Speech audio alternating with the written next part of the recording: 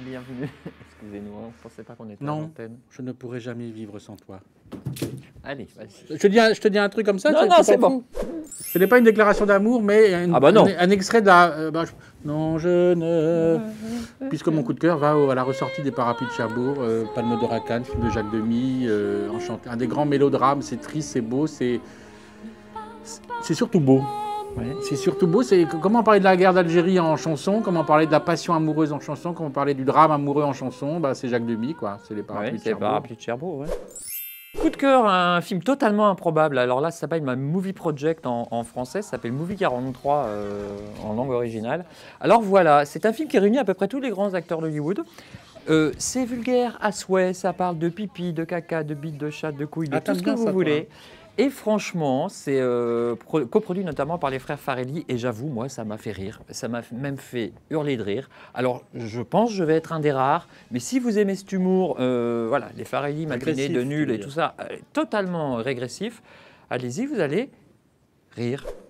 Les Beaux Jours est le nouveau film de Marion Vernou. C'est l'histoire d'une femme dentiste qui va prendre sa retraite parce que son mari la pousse un peu à prendre sa retraite et ses enfants vont lui offrir un abonnement aux Beaux Jours. C'est quoi? C'est une structure où, voilà, où les retraités, les pré-retraités... C'est l'histoire d'une femme à la retraite qui devient cougar. Dans ce lieu où on peut faire des activités pré-retraite et retraite, elle va tomber amoureuse du prof d'informatique qui n'est autre que Laurent Lafitte, qui elle est donc une cougar et lui est quand même un peu un secte addict. Et ça va être voilà cette relation d'une femme qui quitte momentanément mari, enfant, vie sociale et tout ça pour vivre une aventure sexuelle assez intense. Enfin, c'est surtout un film sur Fanny Ardant et avec Fanny Ardant.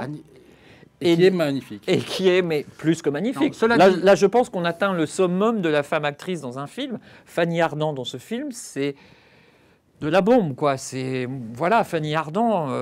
Fanny Ardant. Ça te rendrait hétérosexuel, toi. Ah, total, tout de suite, mais demain.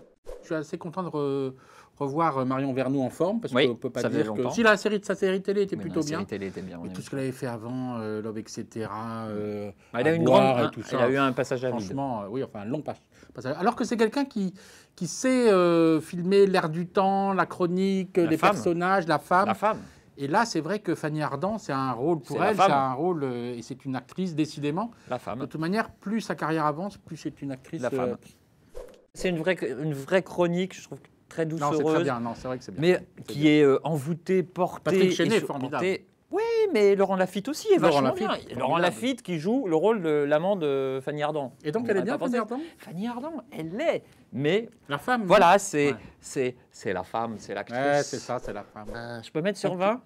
Oh bah non. Non. On multipliera par 2, on est en période de bac. 8. Bah voilà, moi aussi, tu vois, ça fait 16 sur 20.